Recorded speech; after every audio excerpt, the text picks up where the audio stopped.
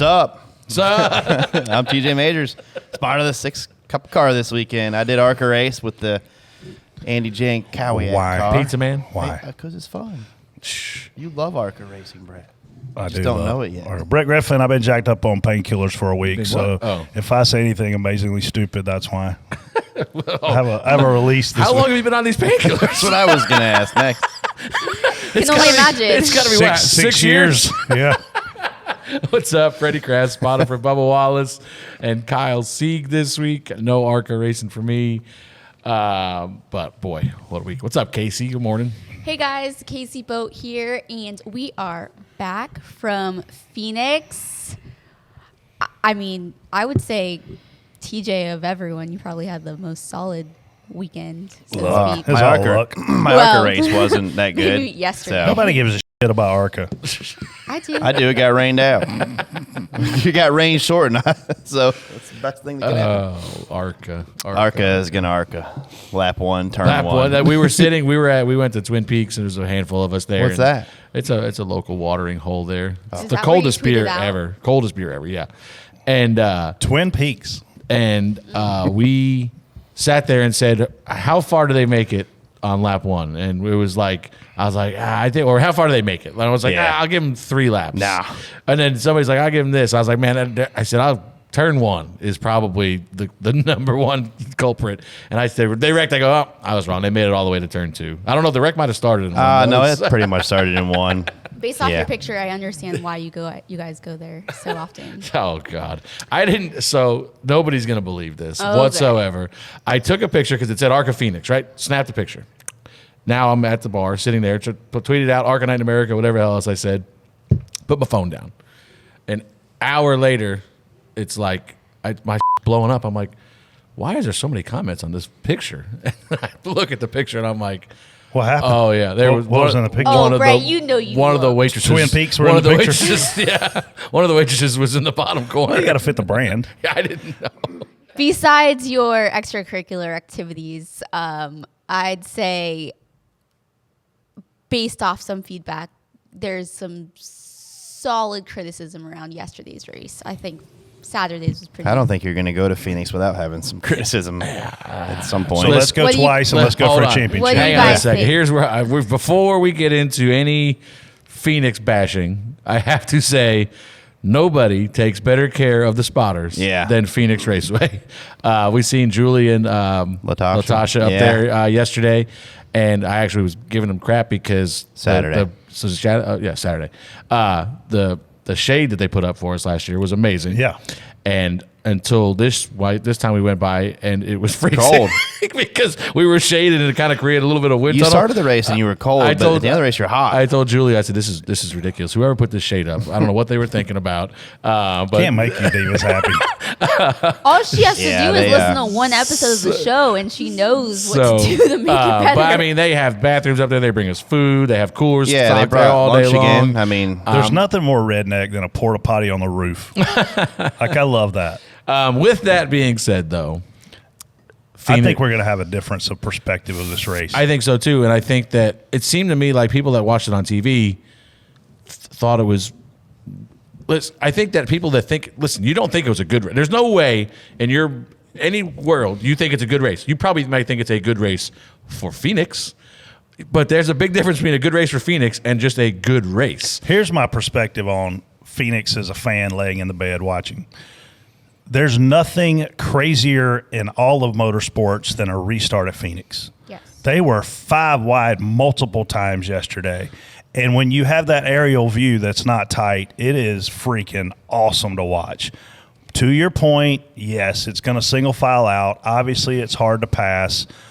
But for me as a fan laying there watching it, the way the strategy played out in Cup, the way the things happened in the Xfinity race, obviously we can dive into details later, but man, I would grade that race yesterday, the Cup race, as a B-. I wouldn't grade it as a bad race. And I know Gluck's poll is trending that it's a bad race. You guys probably thought it was a bad race. I talked to some of my broadcast buddies after the race, and they said it was a snooze fest for them. But man, I thought it was a pretty good race. So the thing that, like, I don't know what it looked like on TV, but it for me, And our car wasn't great. TJ's car seemed like it could pass a little bit better than some.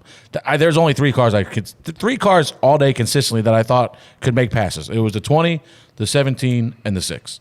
Like they were guys that were back there with us and made progress each time they got on the track. They got up. You weren't driving straight to the front. You were going to get 2 spots that run, get a good restart, get another 2 spot, and you just had to methodically work your way up there. And you had to have pit stops to maintain. The race was pitch stops and restarts. How many guys crashed on their own? Derek Kraus. Denny Hamlin, who, oh, by the way, is one of the best. Kyle Busch, who's, oh, by the way, one of the best. Like, how many times do we go to short tracks, which I don't think Phoenix is, but we're running the short track package. How many times do we go somewhere these days and these guys wreck on their own? Not very often. Especially not in a short race. No. That's a short race. It's the 300-lap race. Let me ask you this. Does Denny Hamlin spin out if he's not trying to stay off the 45? I mean, what's the difference? He's still racing. He races every race next to guys like that. I mean, he washed up 3/4 to a full car width. Probably not, because if he's going to wreck, he's probably already wrecking at that point. But nonetheless, one of the most talented guys racing for the lead wrecked himself and hit the leader and spun down across the whole field, which could have been a complete and utter show. I mean, for me, like I don't know what are your expectations going into Phoenix that you're so let down that this was a bad race? And I'm not talking about you. Yeah, I mean, no. just the people that are saying, "Oh, this sucked." What were your expectations? Look, I think the thing is, you shouldn't have to temper your expectations of. It could still be a bad race and a good race for Phoenix. You know what I mean? Like I did do some digging on why people felt the race sucked, so to speak. And you did. And some were actually there, and they said it was hard because they don't have the broadcast to listen to share. The broadcast did a great job of making it seem more exciting. Not buying that because you can listen to MRN from From feedback. From feedback, it was that. But they also were saying that it's hard to pass. And I don't know about you guys, but I don't think it'd be hard to pass if Martin Truex had to literally pit from the lead, unlapped himself, and finished 7th. Yeah, but he did that with 50-lap better tires than everybody. So let me ask you this: what was passed, Vegas? right? But he had 50-lap better tires than Christopher? everybody. Christopher was an exceptional car. What? Yeah. Oh yeah. Denny drove from the back to a top 10. But what was Vegas's ratings? Not But really. he got tires and everybody else got tires. When you saw guys yesterday, I swear to God, and our car, like I said, wasn't great.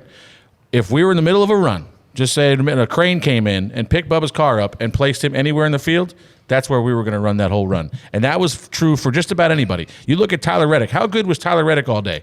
He gets cycled back. He runs top 2, top 3s, winning stages, battling for the leading stages. You put him back in 12th when he took 4 and everybody took 2. You never saw him again. Stuck. You like Ty Gibbs. Ty Gibbs was really fast the first stage. Has a bad pit stop. Comes out mid-pack. Never saw him again until he cycles back up front with pit strategy. Like it took forever to get back up there. And guys, like I said, there was guys that could make passes, but it was if restarts, you could make up ground. You could make up 4 or 5 spots on a restart. Then you might be able to pass 1 or 2 guys that run after 5 laps of shaking it out. But then you were stuck, and that's all. I mean, it is what it is until you saw on equal tires, it was very hard to pass again, I thought. Yeah, I think the race was on social media already. It started off at a negative before they even went green. Oh, it's always going to. Yeah, and that's like from social media and past races there. I feel like, the drivers' comments, like a couple of them got out and said they felt like it was worse.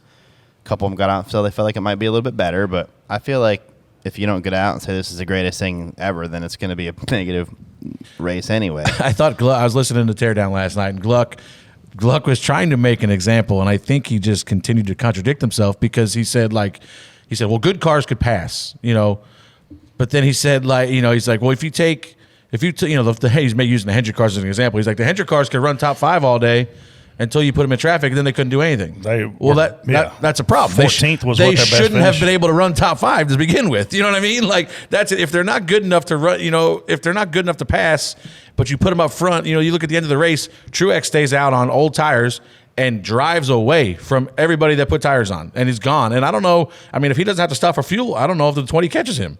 You know what I mean? So yeah. Well, that first group was at the beginning of that run. That first group was iffy on fuel. Like it was close. So I'm sure once Truex got out there, they were probably like, okay, well, it doesn't make sense to chase him because he's got to pit. Yeah, but I think Ty got the second fairly quick, and he had a really good restart. He had pit with us, so he had plenty of fuel. Yeah. But it's just, other than blow the place up and start over, what are you going to do? You can't do anything. The only solutions are blow it up. Just deal with it. You have to listen. They're not taking a date away because they sell it out every time we go out there. So that's taking a date away is not going to happen. I don't think not every track can be the best track on the circuit. So I don't really. And you know what? It is an exciting track, and I think people just need to let it go. Take Phoenix for what it is. You want to make it exciting, and this is never going to happen. But listen, the tire is the problem. The tires centers around. It's a major factor. It needs of the to problem. fall off way more. You know what? Don't even change the tire, but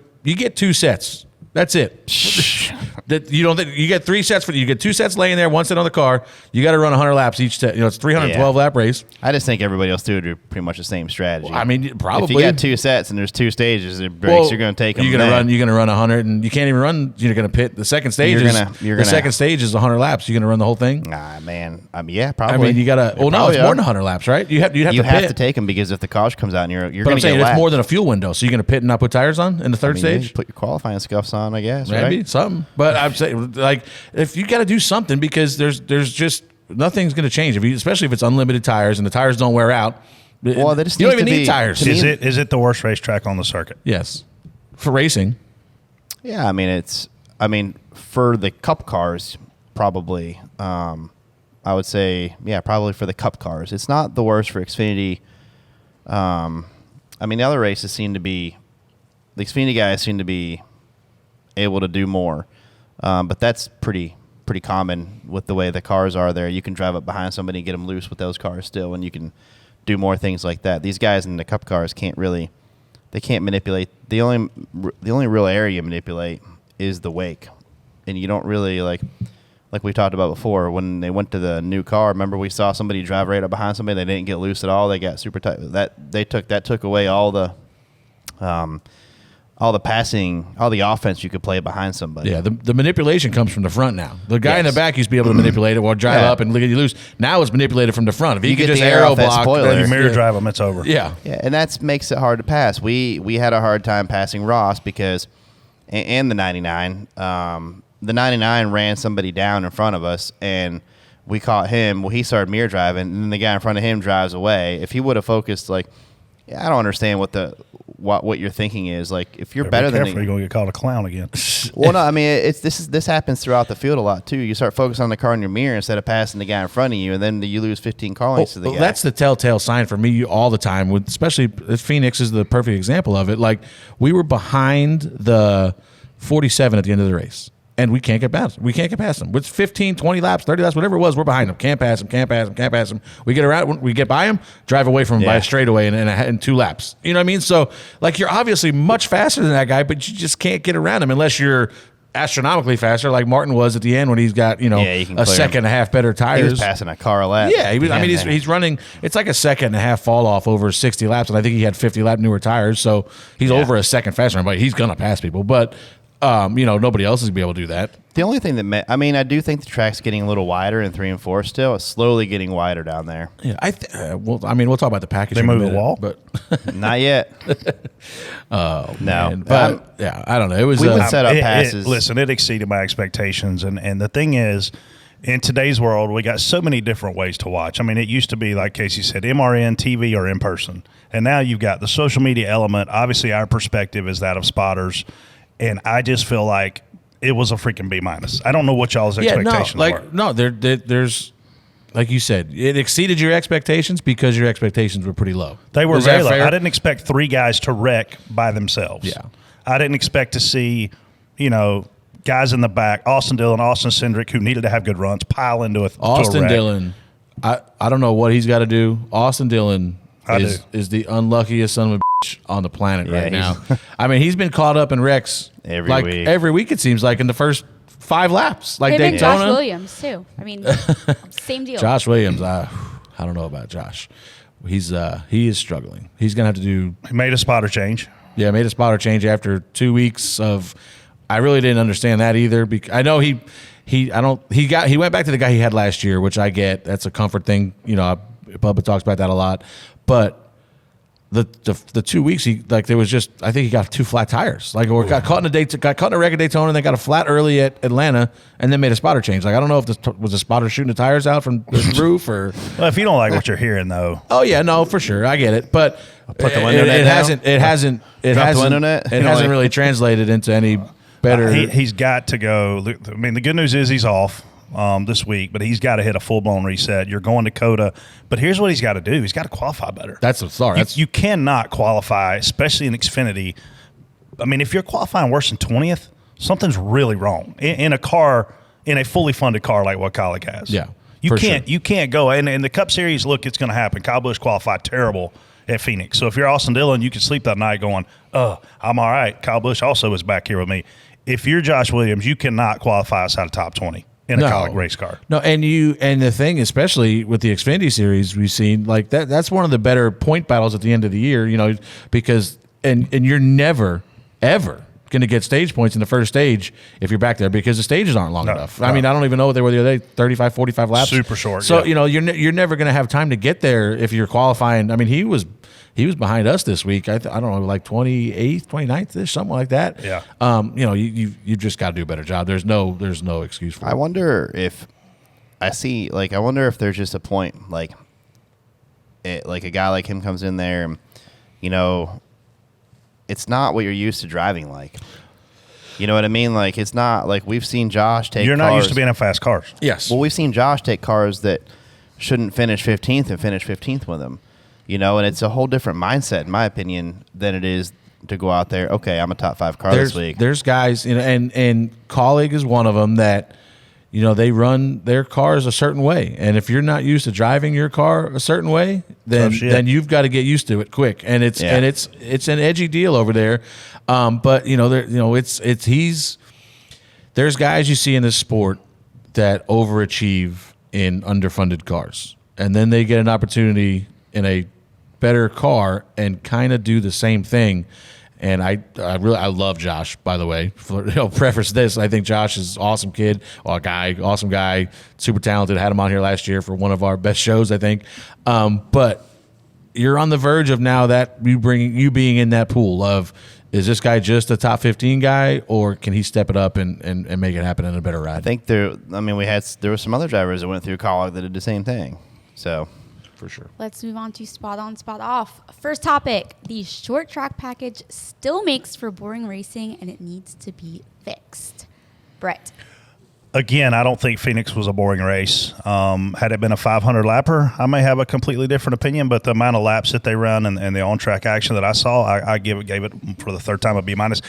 The story is going to be told this weekend at Bristol. The story is going to be told 3 weeks from now. It's not. They don't run it at Bristol. No. They don't run the short track package at a short track. Well, then what the are they running at Bristol? I don't know. Oh.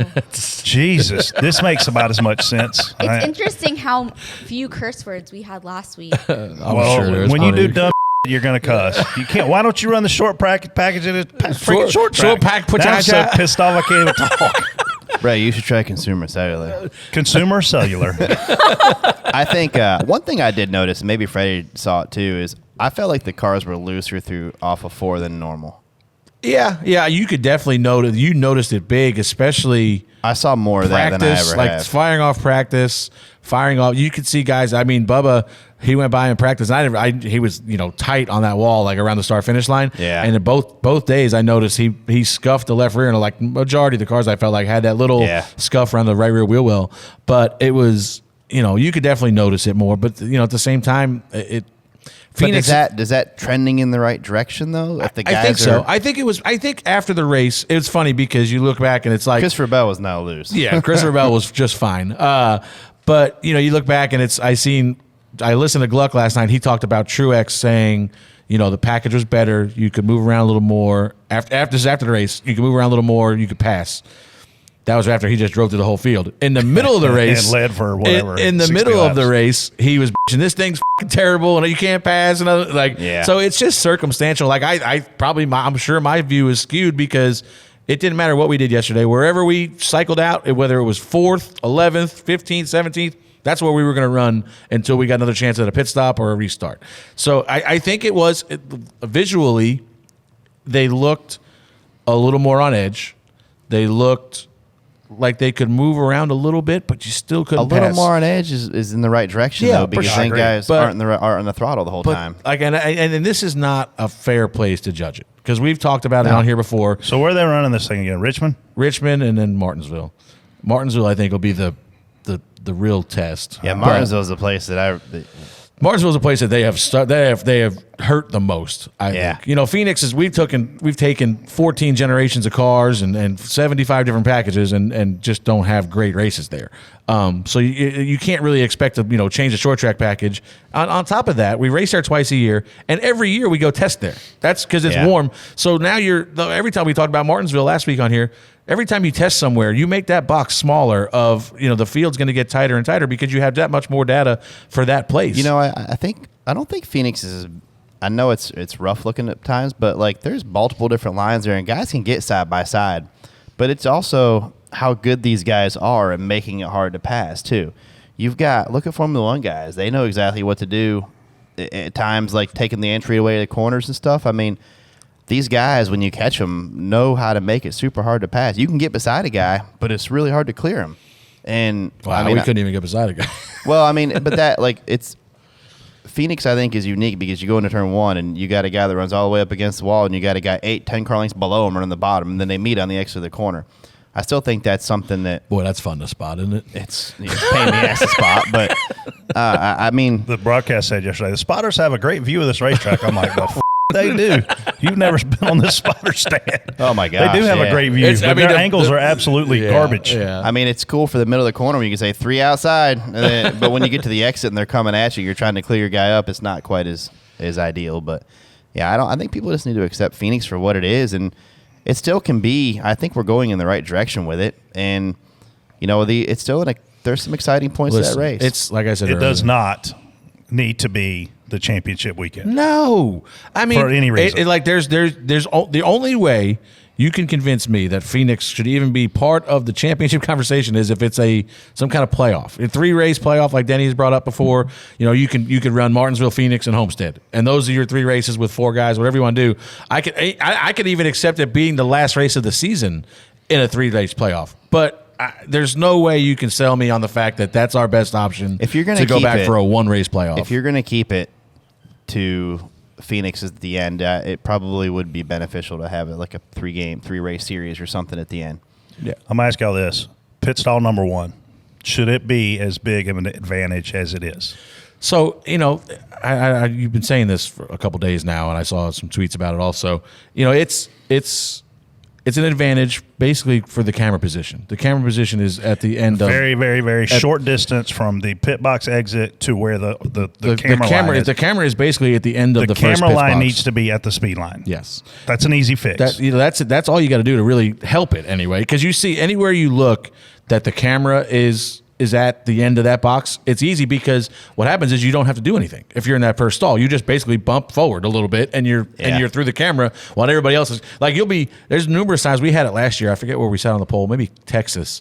And we would bump through the line and 3 guys would go by us and we'd technically be 4th, but we were the first one off pit road because we tripped the camera first, So same thing. It's at Dover. But going back, championship weekend in all 3 series, we saw Kyle Larson win a championship because of a pit stop and where he was on pit road. We saw William Byron, who should have won it. Ryan Blaney blew his doors off and won the race, or finished second and to end up winning the championship. But should we go back to Phoenix, of all places, where if you sit on the pole, you have a major advantage? I don't have a problem with that, honestly, because you earned it. Yeah. It wasn't like a draw. It wasn't some kind of lottery. You can.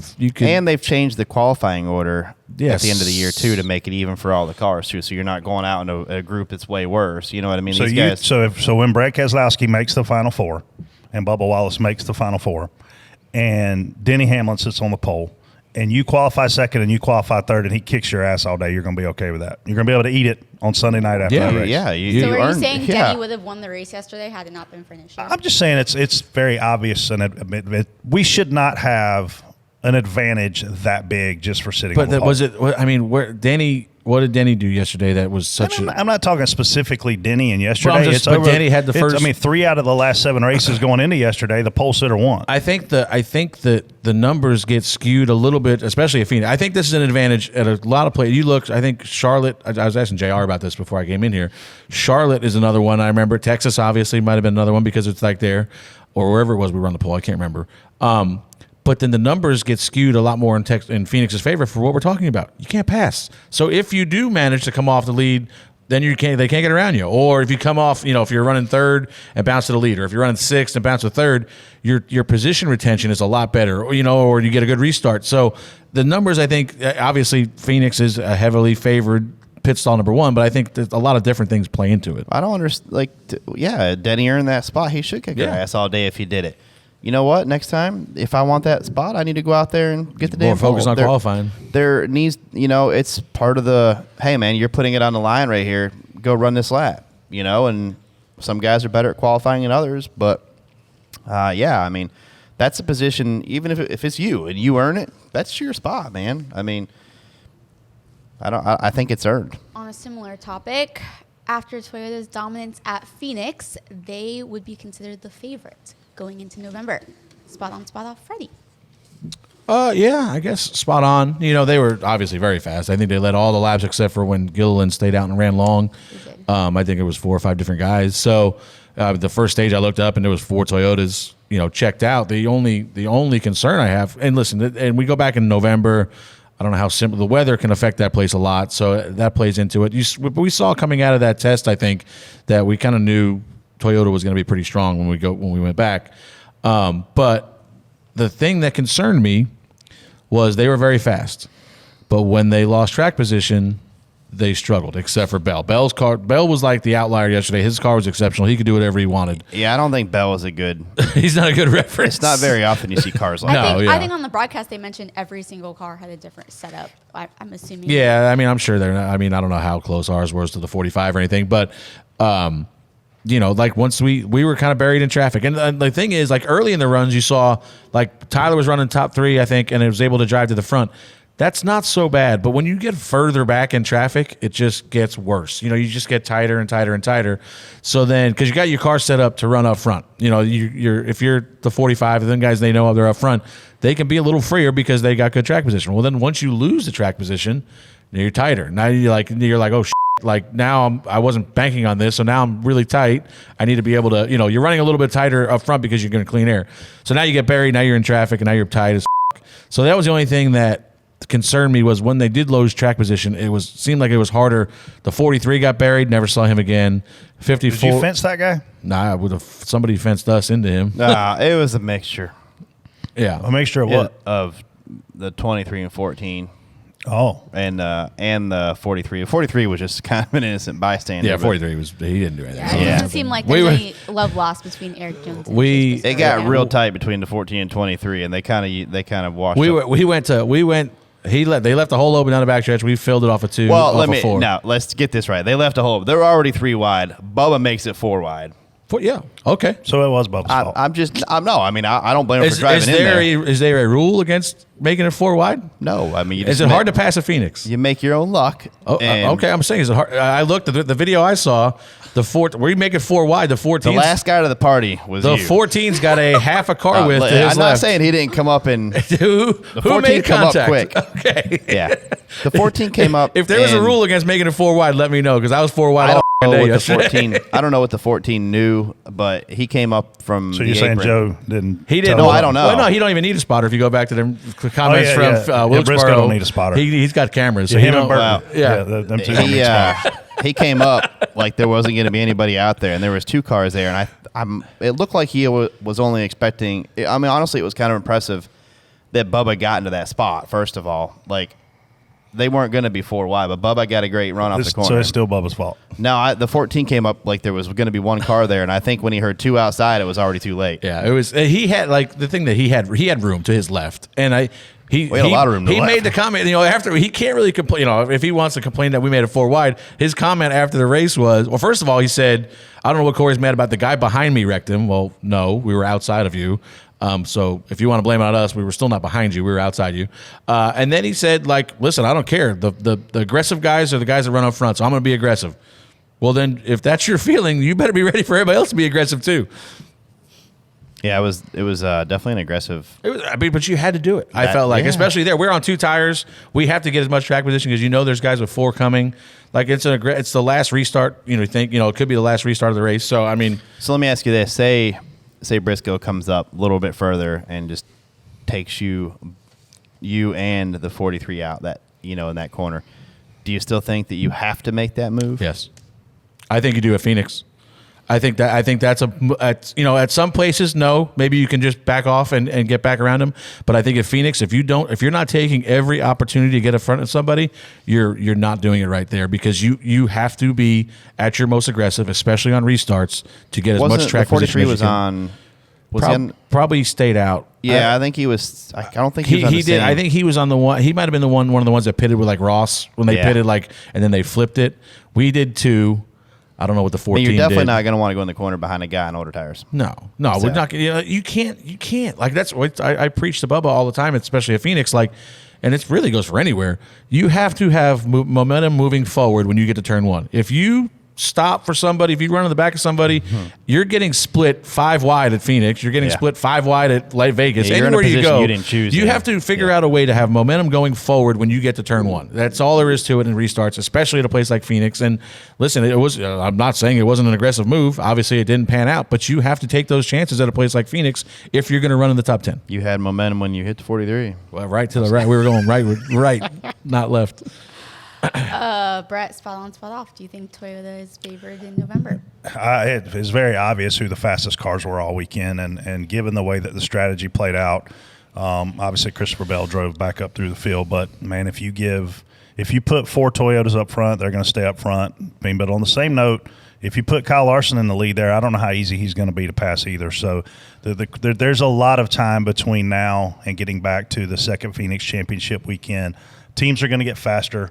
Ford showed a lot of speed yesterday with the RFK guys, and they're going to continue to get better. So it's way too early to tell, honestly, if there's an advantage. But it will be very interesting to see for you fantasy players out there.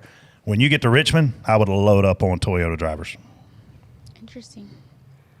There's obviously a difference in this race compared to previous years with Toyota. Is this a product of the new car? It's probably. I mean, obviously, I would think. I don't know. I wasn't. They didn't invite me to the TRD meetings. Why? Weird.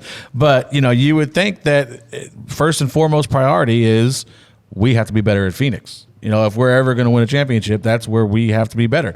And I don't know if they put all their eggs in that basket, but they certainly hit on something because the Toyotas have not been very good there.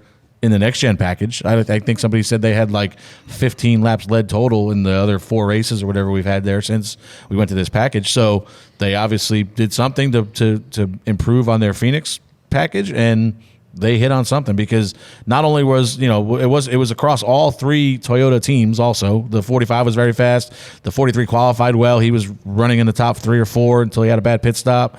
The 54, all the JGR cars were fast. So I thought Ty Gibbs was going to get his first win. Yeah, there was points where you look up and you're like, Danny's checked out, he's leading, and then Reddick runs him down. And you saw the 20 car, knifing. The 20 was he drove to the front every single round. I knew he was going to. That's why I picked him. Yeah, CBC pick. You didn't even pick him. Didn't even pick him. We picked him for you. He wasn't even your first pick. He was his 4th pick. But on the He was same who I note, picked. on the same note, Chevy, they weren't as dominant as they have in previous years. Again, is this a product of the changes? They won the made? first 3 races, and Ford for whatever reason, man, you never really think they're going to be the championship favorite. In the last 2 years, they've cleaned their clocks, winning championships. So, I mean, that's the problem with a one-race championship event is whoever shows up, a Ryan Blaney, a Joey Logano, whoever that might be, they've got all their eggs in one basket. There's usually not multiple Ford teams from multiple organizations in the championship weekend. It's usually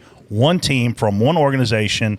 And if you're JGR, you got two cars in it. Like, it's hard to balance that. So I think it's a lot of it just, kind of the way it's played out. But when you look at the way the season started, Chevrolet goes out, win. It's like, man, this Toyota Ford thing must not be great. Well, Ford still hadn't won. We're 4 races in. Agreed. And the Ford's like, I mean, Blaney's. I think he's leading the points, but it's like a quiet. Obviously, he almost won Atlanta, but he hasn't been dominant. He's just been kind of a top 5, 10 guy, getting stage points every stage. It seems like Regano's wrecking every week. Regano's in the back every week. Stewart-Haas has shown a big improvement. I was going to say, like the most notable Ford is probably Noah Gragson. Yep. Like he's been. If he was, what's going to hurt him is that damn penalty they got last week, because I think he's still buried in 26th in points. He would be 15th without the penalty. Yeah, so I mean that hurts. That's a race. They basically took a race away from him. I will say, I looked at Noah's car and I was like, Danica looks just like Danica's car. We were talking about that all week. Yeah. All weekend. Is Noah hot like Danica, Casey? Is Noah hot? Is he a hot driver? I would say Noah's very hot. I don't know. Absolutely. Spot on, spot off. NASCAR should not have thrown the caution for Haley Deegan in the Xfinity race. I'm afraid to get an answer, but TJ, you're shaking your head. No, I wasn't there spotting it, and I wasn't watching it at the time. Here we go. I would Thank you God were watching it, Mr. Freddie. Opinionated over here. I mean, honestly, he talked more in the Right, last topic you than I ain't think you he's ain't ever seen a talked. replay? Just put your head. I have not seen a replay. Just put your head in your jacket. Take this. Just go Freddie, outside. spot on, spot off. Come back in 20 minutes. I mean, there's no choice but to be spot off. And I wish I meant to try to get a chance to run into the race director Jesse from that day, but Jesse is the race director for Xfinity now? he was that day. Yeah. Wow. It's you could tell they knew they did something wrong, because it was a very strange. Oh, you weren't there, so you can't even back this up. That's what I'm saying. It was a very strange caution call to begin with. Like there was somebody keyed up, because we can hear. Say somebody keys up the microphone, even if they're not talking. Yep. You can hear a button get keyed up, and you can hear it. So there was like a key up, and then I don't know if it was a corner guy maybe that I heard say something quick, and the next thing you know, the yellow's out, and I'm like, first of all, we couldn't hear a yellow flag all weekend. Yeah, it was really bad. It was really bad, the worst it's ever been. So then you're looking for lights, so see the lights are on, you're like, what the? All right, like I don't know what the yellow's for.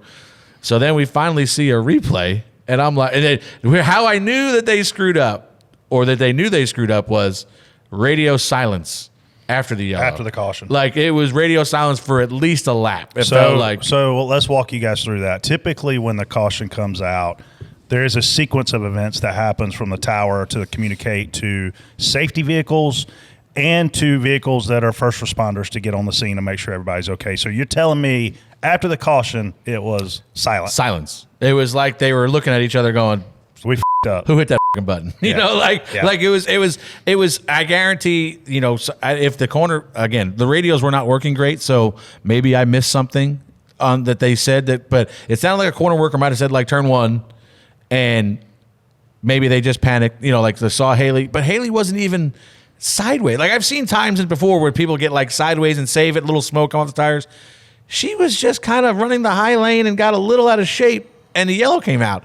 And then the problem with that is you reset the field, and then we wrecked the whole fucking field on the next restart. So this. Yeah, but I mean, they don't. The drivers control that. But this is how something like this can't they're holding the wheel. This affects the race so much that you can't.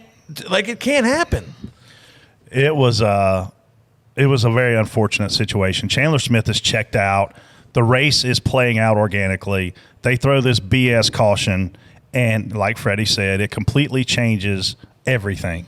Well, the same guy you just said won the race. It completely changed everything. Changed everything. But he the same lost guy that 3 was spots checked on out pit won the road. race. He comes out. He's being very aggressive. For somebody that didn't watch this, you sure know a lot about what happened. I know who won. So how did he win? By finishing first. Yeah, when the guy that checked out left rear tire blew out.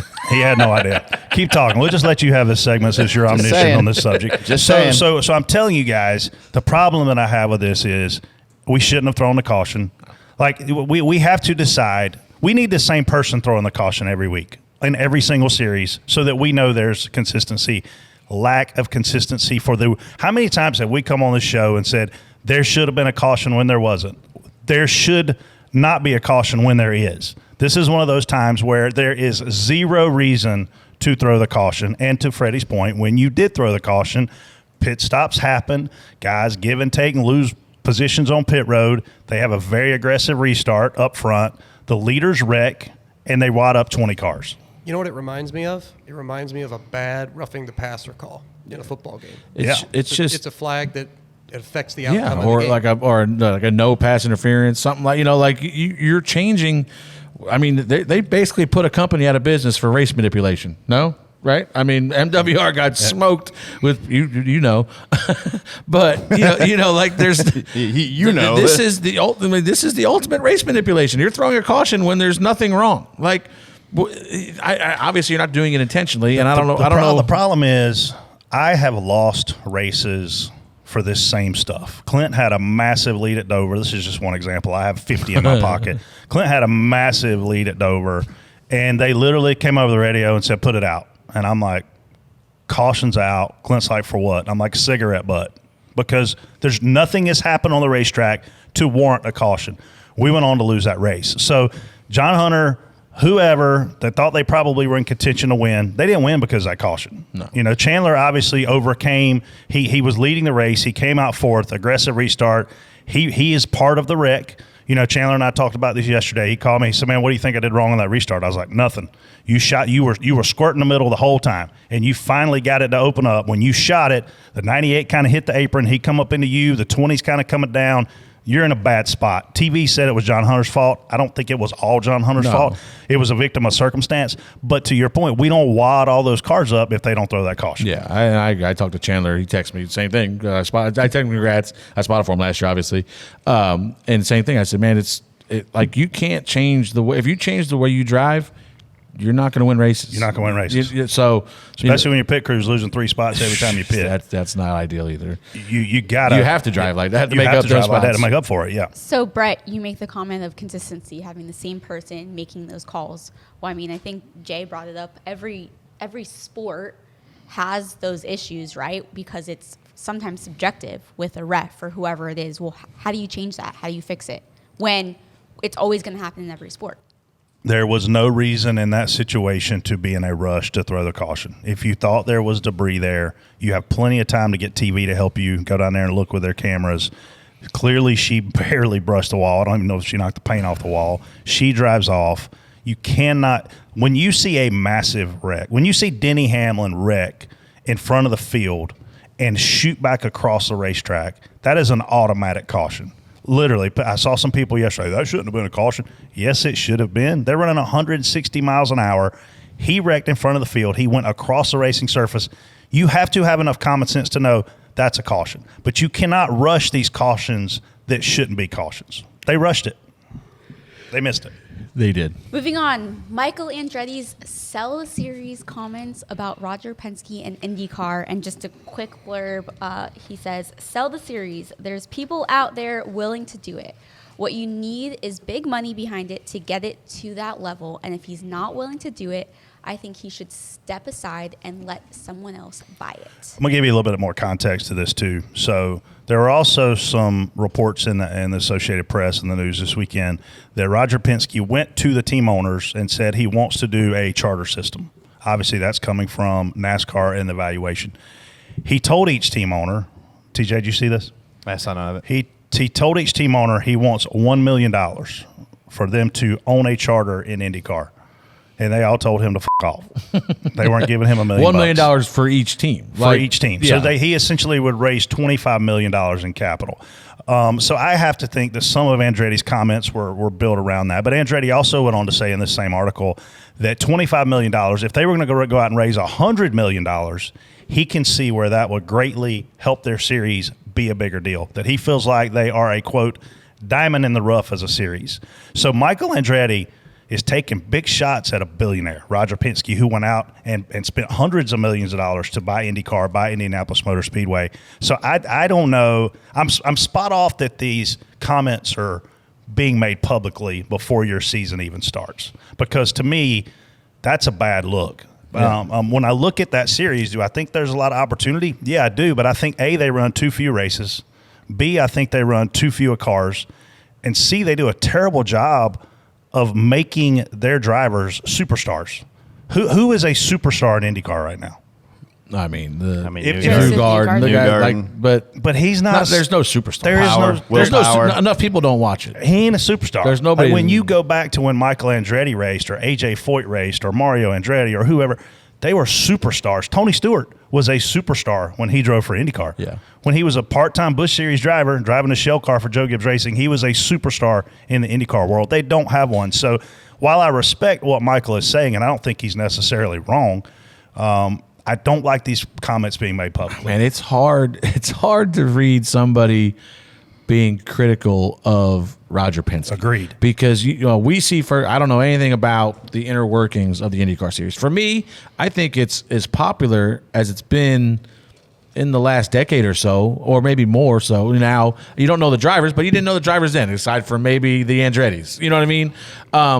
But, like we see firsthand when we go to Indianapolis Motor Speedway, we see the effect Roger Penske had on that place. Everything's immaculate. You could see Pristine. the money, you could see. So it's hard for me to believe that he's not fully invested in making this the best it could be. I think I don't know about the $1 million charge thing. Like I would need to know more about like what their purse looks like. What's their return on their $1 million, or if you're somebody like Andretti, who I think owns 4 or 5 cars, he's putting $5 million in. When's he see that back? Do they get what's their purses look like? But I did read reports that said their TV package is garbage. It's not a lot of money. Yeah, there's I don't know. There's some just like you said. This seems like you're bringing to the public that don't need to be there yet. But To me, the biggest years that IndyCar has major relevance is when somebody goes and runs a double. And this is a year where Kyle Larson's doing it. Nobody's done it in like 10 years. I think it's been Kurt Busch like 9 years since he did it. They've only ever had one driver to do it and do it well. Tony Stewart finished 6th and 3rd in both races. So for me, man, like this is a year where they need to be pouring.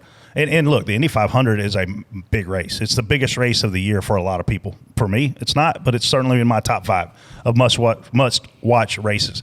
But for IndyCar, this is a year where you're going to have more eyeballs on you because of Kyle Larson, who has a massive grassroots following, who has a massive NASCAR following, who obviously has open wheel ties.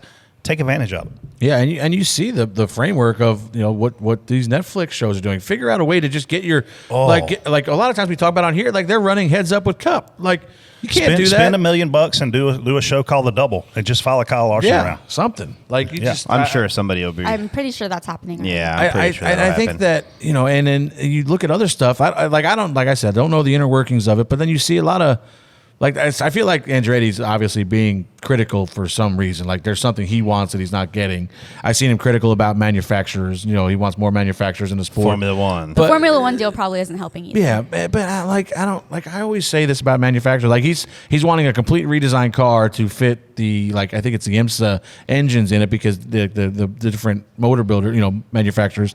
But I hate that. I hate that idea of you got to change your series to make it like your series should be inviting enough. Like nobody changed anything for Toyota to come in. They didn't have to when Toyota came into NASCAR, whatever that was, mid '90s or whatever, early 2000s. No, you didn't have to change the car to make it okay. We got to dumb this down so Toyota won. No, they just wanted to be part of it. Like I think if you just make your product attractive enough, you got it. People want to do it. Who was their last superstar? Danica? Theirs. Yeah, I guess. I mean, she was a superstar. Whether you thought she could drive or not, she was a superstar. She was popular. I mean, that's 20 years ago, 15 years ago. Probably, yeah. It's a long time. You need a superstar. Yeah, I mean, I like the guy and the guys they have. Will Power is probably the most outspoken one. Yeah, Will's he definitely. double birded the tower, right? Scott Dixon, yeah. I mean, they have super talented drivers, but you just don't know who they are. So what is obviously NASCAR? I feel like has clear superstars in the sport, more so promoted anyways. We don't have what we once had, but yes, you're right. Right. So in comparison to IndyCar, what do they need to do differently to increase their star power? I just put I've only watched the last couple years because of Scott McLaughlin. You just follow him a little bit, and I met him a couple times with Bubba, and so it's somebody that I can relate to. I know him. I'm cheering for him, but. So now I know a little bit more about it, but then even at times I'm like, this guy's dominating. I forget who it was last year. Somebody was dominating a race, and I'm like, oh man, this guy must come out of nowhere. And then they look, he's like the point leader. I'm like, oh, I guess he's pretty good. I never heard of the guy before. So it's like they definitely have to do a better job of just promoting their talent. I think race times hurt. Oh, 100%. If you got to flip, if you're a NASCAR fan, you have to flip back and forth. You're not going to go watch IndyCar. No, you're not. Yesterday wasn't bad. When was the race yesterday? I don't even know. It was at 12. There's your problem. You don't even know when the race was. Yeah. Who won? I do know that Newgarden, only because McLaughlin was second or third, I think. Yeah. If we asked the average NASCAR fan who won, not a chance. They wouldn't know. I'll tell you one thing they got going for them. They got old Georgia working over there now. Georgia is working there. Hey, listen, here's the other thing they had going for them. And I said too few races. That Nashville race downtown had a ton of hype. Now it's gone. Yeah, what happened There's there? some construction going on. So that's why they can't with do the it? stadium or something that's going on. But they're going to the Nashville track in Lebanon. It's only 40 minutes which from is downtown. nowhere near downtown Nashville. Yeah. Well, anyway, good luck to IndyCar. I'm an IndyCar fan. I'm not a hardcore fan. I do love to watch it. That race at Fontana 10, 12 years ago is one of the best races I've ever seen in my life. Yeah. Oh yeah, I don't want them to go back to Fontana. Well, they all quit. They said they're not doing that again. It was so crazy that all the drivers said we're not doing that again. It was too dangerous. Yeah. Well, But if you're bored, by the way, Fontana's gone. So. if you're bored, Yeah, we're not running Fontana. If you're bored, YouTube the Fontana IndyCar race. It was freaking epic. The wait is over, NASCAR fans.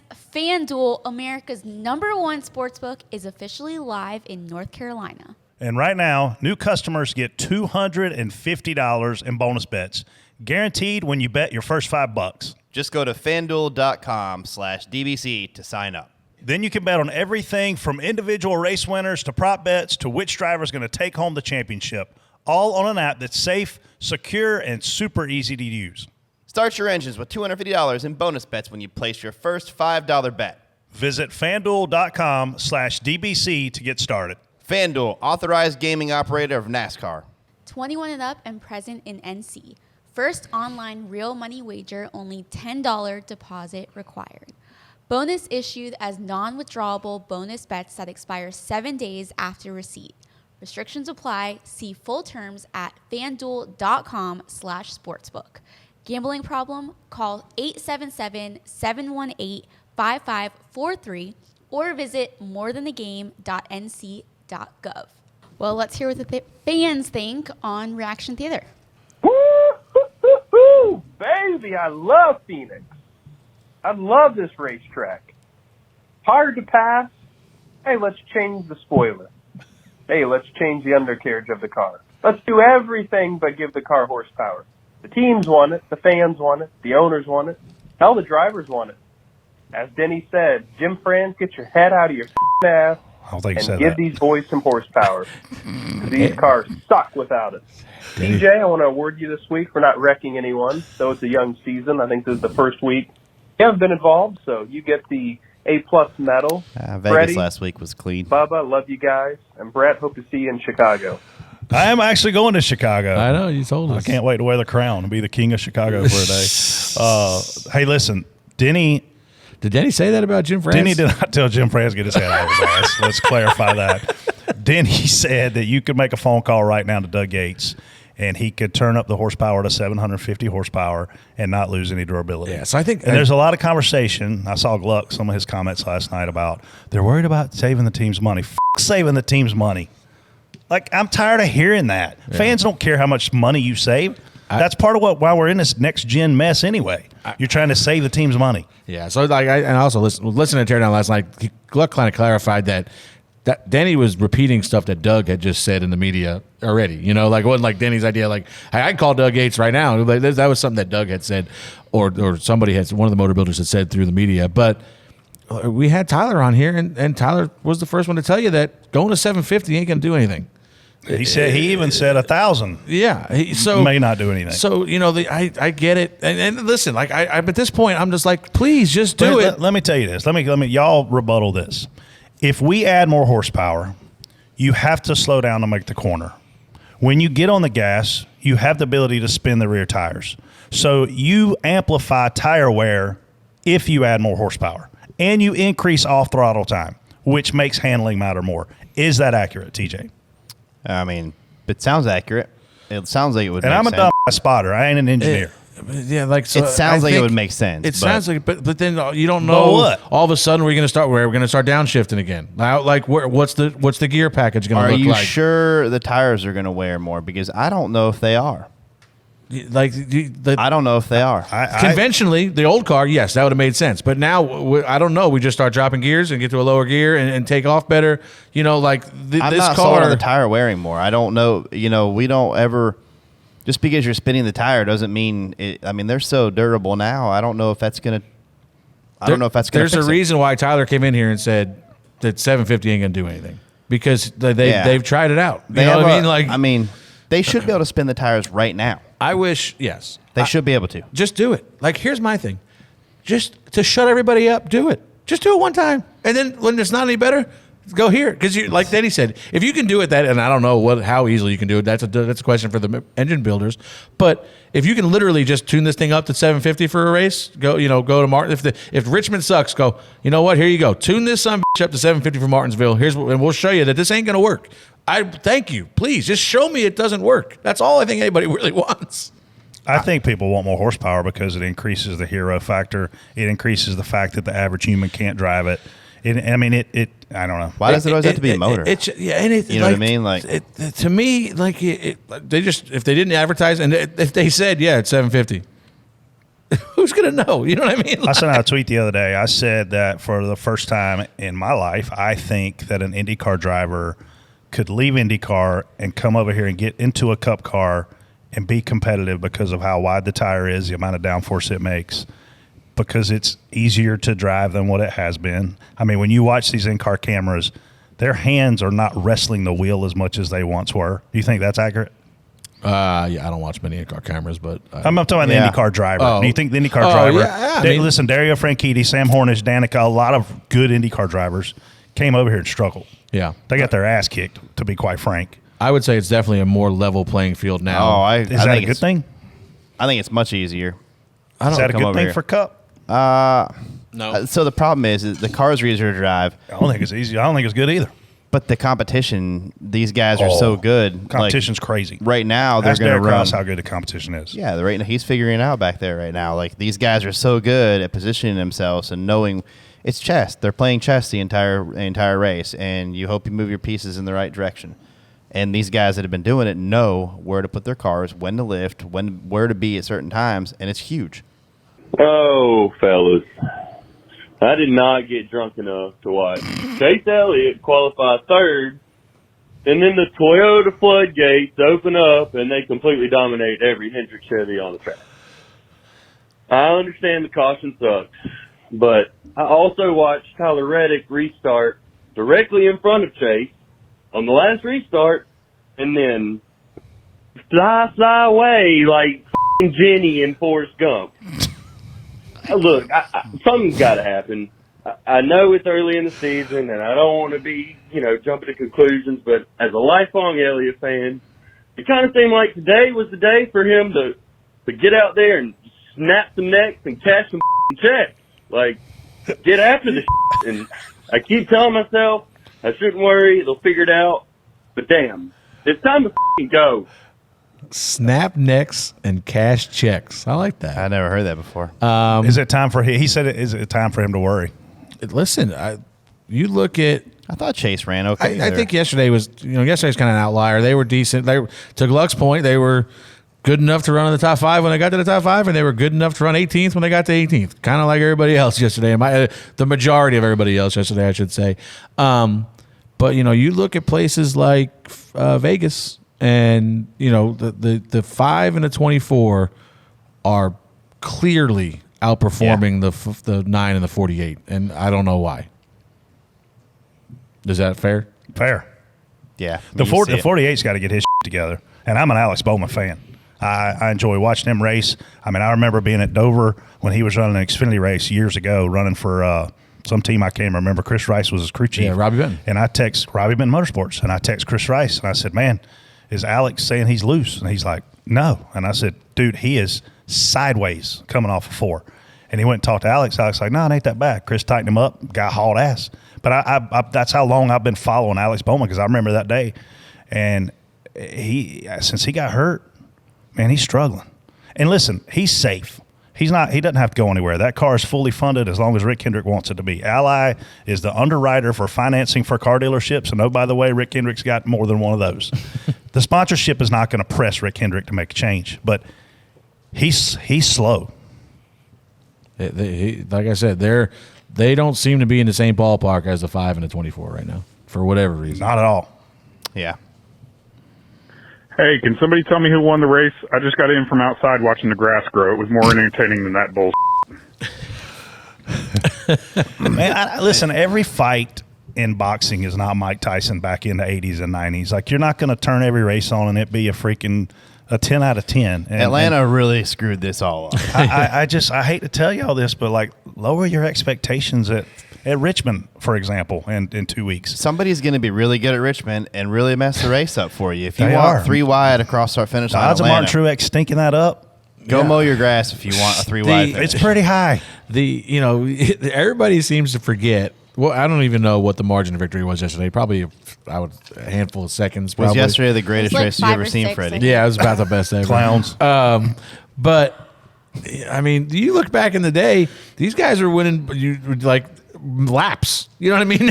Richard Petty was winning races by laps. So I mean, I know, you're just yeah. gonna have.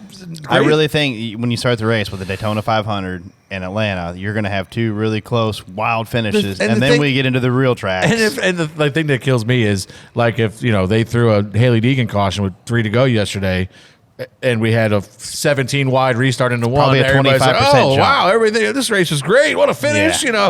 So it's, Ross goes to the bottom, cleans out 8 of them, and wins the race. 85% rate. Everyone loved the race. I mean, that's what they want, yeah. right? I mean, if we're gonna have the playoff race there, you have to have a competition caution with 5 to go. Like Just run a 5-lap race. Don't even run a full race. with the 4 cars. Well, just let them go. Yeah, just let those 4 guys go run 5 laps. Got to get people to use get advantage of that number 1 pit stall. Let them use that first. Yeah, man, we can put a speed comp on too. Remember the NASCAR heat game? Mandatory pit stall. Oh, yeah. Where like we when you could can link catch TVs up. together and you could speed comp and just automatically catch up because you were slower than the leader. Yeah, I got a question for Freddie. How do you miss a bright red car on the outside of Bubba? Maybe it's time to go see an optometrist. I don't know about y'all, but what did this test in November even accomplish? Watching it from home, I felt like the faster cars were still barely able to pass, especially after tires evened out. Just a swing and a miss from Goodyear. I mean, Buescher was able to run 100 laps on the same set of tires. That's not I'll meet you at the optometrist so you can see that was an orange and red car outside me, and you missed the 2 bright red ones underneath me, underneath us. But yeah, I mean, I don't know. Like I for one, testing hurts. Testing hurts the race. Like what I didn't notice this week was that extra 30 minutes of practice really made a big difference. I'm glad you guys had more practice. It hurts to laugh, by the way. So you want an hour and a half practice? Test, yeah, this week? might as well have 3 hours to see if we could make any kind of difference. But Jesus. yeah, it was testing. Like we test there every off season. It seems like now because of the weather. With 5 cars. Yeah, well, there was more there for this test, but And Christopher was there, right? oh So yeah, Christopher was there, having and more he was laps. the best one at the test. And guess what? He was the best one yesterday by far. So we had 2 days of practice. Yeah, he had 2 days. Yeah, 2 days. You guys need more testing. yeah. With spotters mandatory. I gotta check my contract. I might be okay with testing. But yeah, it's just it is what it is. Like we talked about, we did it at Martinsville. Now we're doing it here. Like you test too much, and you just make the box smaller. You know what there was a point where me and Freddie were racing really hard. And I was at the one 22 trying to drive me through the back of you. And was it? I I didn't don't know think there it was was Joey, was it it? wasn't. It was after that. What you're talking about? Yeah, and then I had a little bit of. Did you guys already forget about last year? Y'all don't remember Bubba fencing Brad there? Oh no, yeah, we don't care. That was That's last what year. I thought. Yeah, I don't know if you Flipped noticed your but- memory I don't already. Know, huh? I don't know if you noticed. Bubba doesn't give a shit about much. So Yeah, just yeah. like Bubba doesn't like Brad, is what he's saying. short term memory. I know Oh, they he don't likes- have any run-ins. No, Yeah, they don't have it. They other don't. than Fontana, Phoenix, and the other one that you. That's not many. Yeah, that's 3 over 3 years. So that's 1 a year. We're averaging 1 a year here. Really, we are. That one at Phoenix last year, I wanted to kill him because it was like the Yeah, it end makes of the 2 of race, us, right? I mean. Funny how Yeah. TJ is making these comments because Brad actually had a clean race yesterday. Yeah. Usually, No, it was fine, but I was like, oh god. And when do they we got close, I was how like, many weeks till Talladega? Oh, we got a long time still. Oh man. Good morning, guys, or good evening, whenever you're going to be filming this. This guy's I don't high. know what's going on. What is this race? Because I got high. You know, if I wanted to take a 4-hour nap, I'd put my dog to sleep and lay in my bed. Don't put your dog down. This is ridiculous. I'm getting so fed up dealing with these races. It ain't fun anymore. Clearly. He sounds awful. I think laid maybe back. you need to take up a new sport, bro. Like, Yeah. I don't want you. Just let's call somebody. That's the most laid back, pissed off guy I've ever heard. Yeah, like if I'm mad, I'm a little more madder than that. I mean, a I little mean, more then you have animated. the opposite. You have the guys that cry when Blaney He ate is. it. That guy ate a couple gummies, or I don't know what happened there. I don't know what people really want from this. What do they want from Phoenix? What's it going to be? It's Phoenix. It's like you're talking to your girlfriend right now. What do you want from me? I can't. Story yeah, of the no. conversations. Me and Listen, Tata. I've said it on here 1,000. Do you want me to change? What do you want from me? What do you want me to wear? The best quote is I like- ever heard about Phoenix was on this show, and it was Jamie McMurray said they had had a good race there since 1989. I mean, but what do you want? 3 wide. I mean, like you said. I mean, does there need to be a green-white checker? We all wreck each other, then it's a great That's race. a great race. You should Like, just call a caution, 5 laps to go. You had pit strategy. You had fast cars. You had pit stops. There was 3 different strategies that played You out guys at are the a end bunch there. of clowns.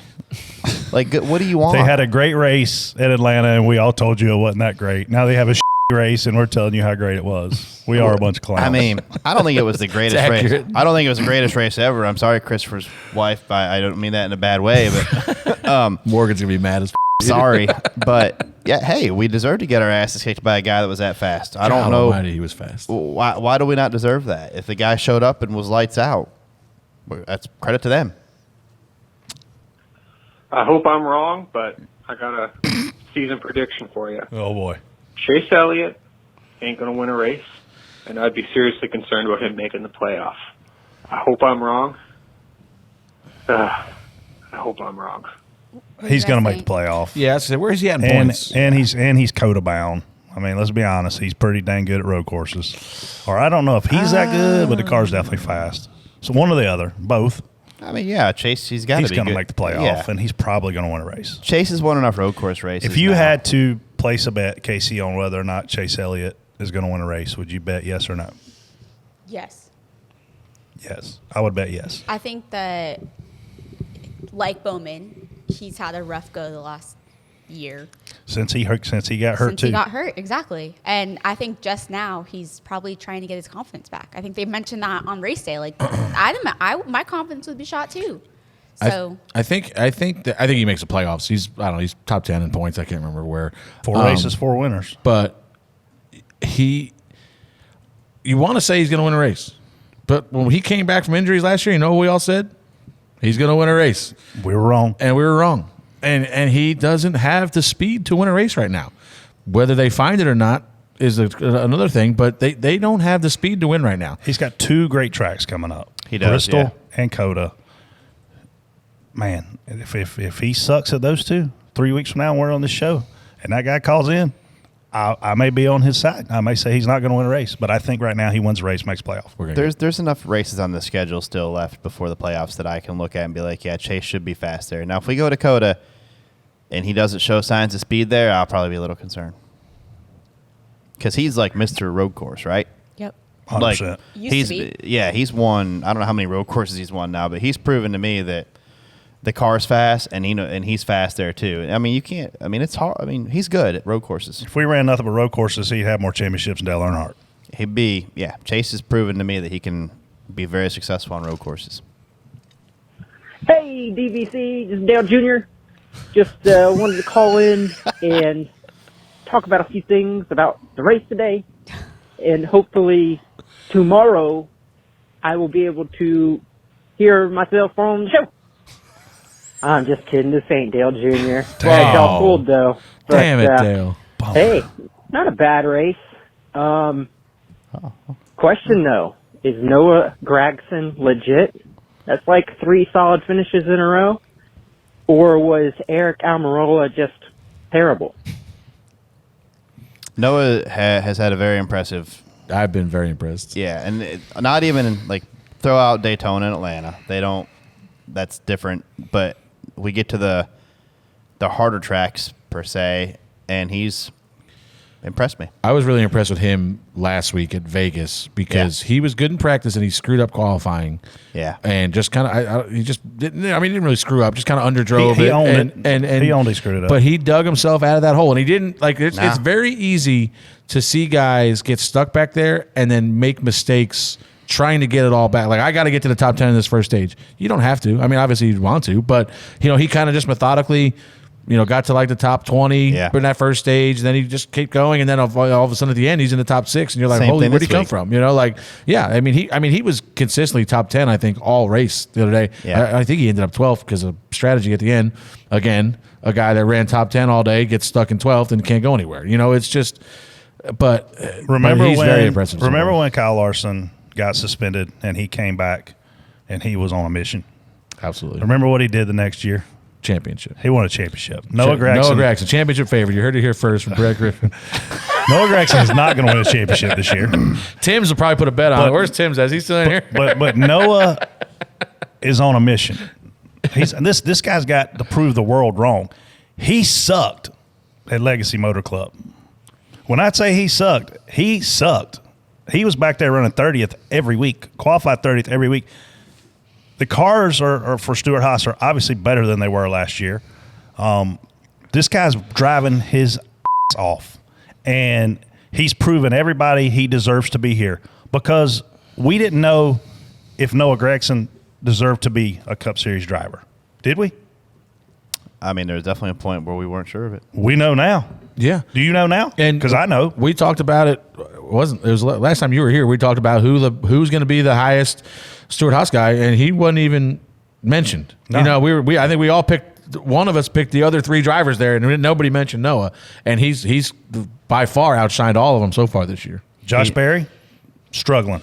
Yeah, he spun out and qualified. I don't know where the hell did he run all day yesterday. Did he wreck? I think I saw him spinning. Or He wrecked qualifying. He got caught up in that. He got caught up in that. Got caught up in the wreck. The 42. He finished 26th. I mean, that's a car that runs pretty well at Phoenix in the past with They Rodney fixed Childers. the car from qualifying too. So and then he got caught up in John Hunter's rocket torpedo. Noah's the bar right now for SHR. But let me ask you, because I didn't see it. I don't know if you guys. I don't know what kind of condition you were in at this point in the race, but I just been on painkillers. I know that's what I'm worried about. Did John Hunter just run through the back of the 22? That's big kind of what it time. sounded like. Dude, yes. So, man, you hear Joey lift a ton, and he said to Bob Pockris, "Bob, you got to lift to make the corner." He's kind of being to Bob, which I don't appreciate because I like Bob a lot. I don't like him attacking. Well, he did just get Why'd you destroyed. attack Bob? Bob just asked a question. John, he said John Hunter said he didn't mean to hit you, and he attacked Bob. But anyway, I digress. He slowed down to make the corner, and he got hit. And John Hunter didn't. John Hunter, his car must have been handling a lot better than the 22 car. But that's 3 out of 4 races where Logano's wrecked. Digging yourself in a hole. We saw Denny Hamlin dig himself in a hole. Came back to win 2 races, make the playoff that year. But they don't have the speed right now to win. So I went back and overlaid it, and I went back and what I did was I put Joey's car, John Hunter's car, and then John Hunter's previous lap where he lifted, and he got in there real deep. Yeah. The lap behind Joey where he hit him, he was in quite a bit. Like the other lines, Just trying to loosen him up a little bit. yeah, the other lines like where he lifts and stuff is back here, and his other one where he hits is like over here. So it's kind of like, yeah, it's kind of hard to say that's a pretty big mistake on John Hunter's part, but. You run in that area. I mean, you weren't running good to begin with, and you get in that area. That's where you can get in trouble. So, I don't think John Hunter meant to do it. I think I think John Hunter still has, it seems like once a race, he still has that one moment where he just tries to do something that instead of Noah, just be methodical, take one at a time, just chip your way at it. It's like he tries to bite off too much at one time.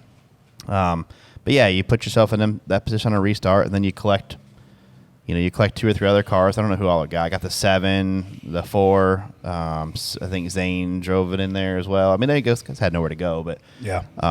Joey hit. I mean, that's a pretty hard hit.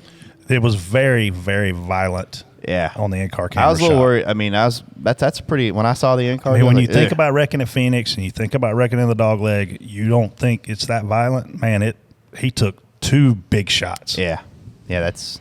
Glad he's okay. Obviously, one of the most talented guys in the field, Joey Logano. He was upset with John Hunter and Bob. You know what? If Brett drove a race car and got wrecked, I'll bet his first interview, he'd be so polite to the guy that was interviewing. nice. Could you imagine Brett's interview? Have you ever seen me not be polite? No, yeah. Okay, well, we have one more call left, guys. We're going to find that clip of Bob. I But saw go it. ahead. I'm sorry, Jay. Put 200 horsepower in the cars. and take a transaxle and shove it up Steve Phelps'. Casey just spit her coffee through her nose. And I'm glad I wasn't drinking anything. I got to be honest. I don't think a transaction going to fit up anyone's. I don't think hope making fun not. of people's is funny. All right. Well, be sure to send us more of your thoughts because these were really good. I just got a text. Oh, no. Oh, boy. Real quick from the greatest, your favorite driver, Denny Hamlin. I was going to say, And Denny. he said that, remember this, they automatically give the championship for the first pick of the pit stalls. Oh. So you got to remember that too. So you don't have to qualify on the pole. So just got to beat the guys. You got to beat the 3 guys that you're racing. Does that make you feel better, Brett? No, it just, he won Larson won that championship in 2021, like we talked about, because of his pit stall selection. It's team sport, Brett. Do you think that I'm just bringing up facts. the first spot is going to make a huge difference in comparison to the second? Yes. Now that they're making that. Massive. Yeah.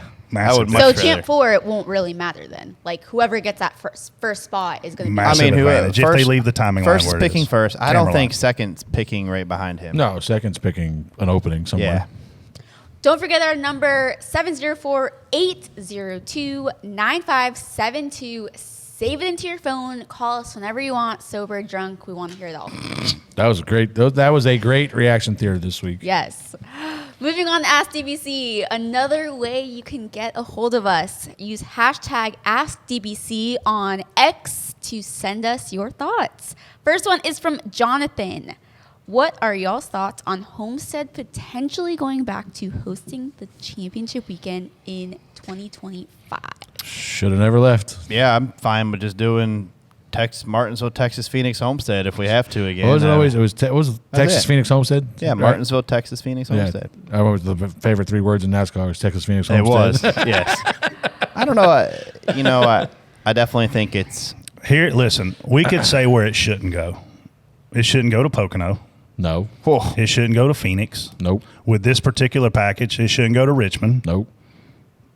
Outside of that, I'd be open to pretty much anywhere else. Yeah, Now, listen, I'm living or dying on saying I'd be okay with it being at a road course, but it'd be better than being at Phoenix. It's yes, probably. I don't think so. I think our fan base would go ape about that, but there's no way a road course it race should be could a end it. lottery. I don't think obviously it's not going. It's got to be a NASCAR track. Right. NASCAR's never giving up the final race to SMI. I don't think. Not again. Atlanta used to hold it, but you're right. So not with this one race format. But I mean any mile and a half, I would be 100%. Not Texas. I'm almost bring it to Charlotte. Well, Texas is SMI. Run it to Charlotte. I don't know. I know it's a little cold at that Well, point. I'm just saying. but- Charlotte's SMI too. So, Brett, Yeah. if you are selling out every race, ratings are really great for a championship race especially, and I'm sure ratings for yesterday's race will be pretty solid with timing. They've been going up. Exactly. If you owned the track, would you change it? Would I change Phoenix? Yes, if you owned it and you saw the benefit, if you were making money off of it, if you saw a profit. So if you're NASCAR, would I'd you blow change it up and start over. I hate it. I mean, I hate it. I hate and that miss out racetrack. on all that money? Well, no, you're not missing You don't have anything to miss out. out on any money. You just got to You rebuild just the rebuild the racetrack. racetrack. It takes time to do Add, that. add though. some freaking banking. I mean, listen, leave the configuration if that's what you like, but add some banking to both ends of the thing. And I don't know. I'm not a fan of I'm not Phoenix. sure I'd change 1 and 2 very much. I've won at Phoenix, and I still don't like Phoenix. But yesterday's race was good. So, I know I'm being whatever I'm being, but You're being TJ right now. I'm being TJ. Lord. I'm talking myself into both directions. You are. You hate it and you love it. But I right have there. expectations going in, Casey, that are realistic. I don't have an expectation that it's going to be what we saw at Atlanta, or it's going to No. be what we see at Bristol this weekend, or that it's going to be what we see when we go to the Roval. Right? It's an expectation, and we exceeded my expectation across the board this weekend, Xfinity and Cup. I'm also a Chandler Smith fan, so going back to Valid. the worst track, I don't think it is Phoenix. I'd probably say it's probably Texas to me. Well, I almost won at Texas last year, so I like Texas. Why? Yeah, Why almost. Texas? It's just narrow. You got a track that's 15 lanes wide. You run in 2 of them. That is One and a half. That is That is That is that's the weirdest layout. Well, how is it possible in 2024, with all the technology that we have, that we can't take the Homestead product, whether it be asphalt, the progressive banking, the whatever you want to call it, and apply it to other places that suck like Texas. I think that the main problem is, I forget where is the layout. You can't you'd have to blow it up. Then grandstands wise is different because of you'd have to blow the whole thing up because you're going from a cookie cutter mile and a half with the dog leg. Definitely have to be a lot of construction. It would look strange because you've got them grandstands kind of built around that dog leg or what tri-oval we want to call it. And then you're going to go to a straight oval. I think there's a lot to that. Yeah, I think they're going to do something. Yeah, they're going to do something. It's going to be in Atlanta. Yeah, I think Marcus Smith ain't scared to do something. No, I think it's going to be in Atlanta. They're going to probably try to make it like and Atlanta. 2 years from now, we're going to be like Texas. This is what we're going to have people calling in saying this is the greatest race I've ever seen. I mean, if you boys better get a raise.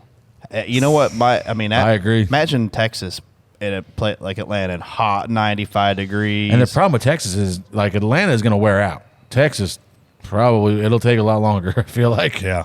I don't know. I mean, whatever they do, I'm sure it'll be better than what it is. So. Yeah. Well, it looks ridiculous when we go into turn one and there's 47 lanes to the right, and we don't use any of them.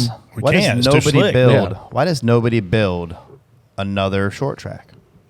What are they doing? They're going to build one in California. Another like a Bristol or something. Y'all see where they want to go to the LA Dodgers Stadium to race? I'm assuming that's going to be.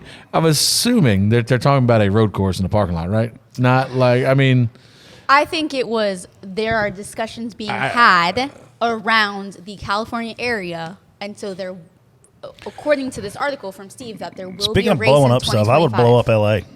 Start the whole city over. Here we go again. I'm kidding. I love it. You're not kidding. Well, let's move on before Brett gets himself in trouble again.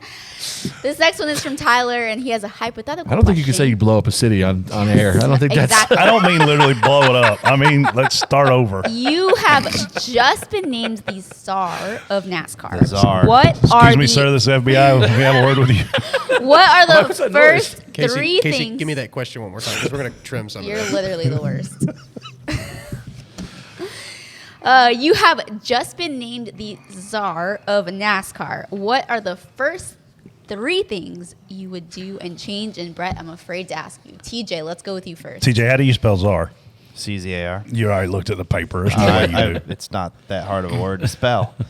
I definitely reshift the championship stuff like Freddie said. I think it's I'd like to see it be a combination of a handful of races, like maybe 3 at the most at the end.